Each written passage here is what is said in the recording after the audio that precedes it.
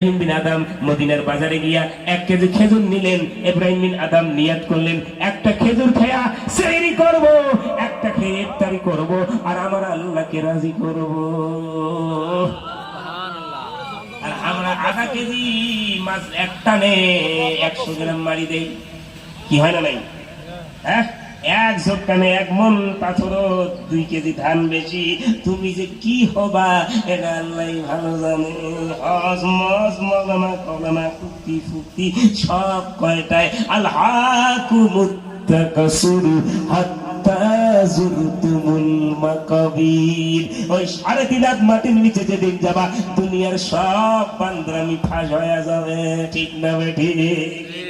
হ্যাঁ, ইব্রাহিম বিন আদম এভাবে যাইতে যাইতে যাইতে যাইতে ইব্রাহিম বিন আদম চিন্তা করে, রে না না না, আজকে একটু মসজিদের ভিতরে আরাম করব। ইব্রাহিম বিন আদম ইবাদতের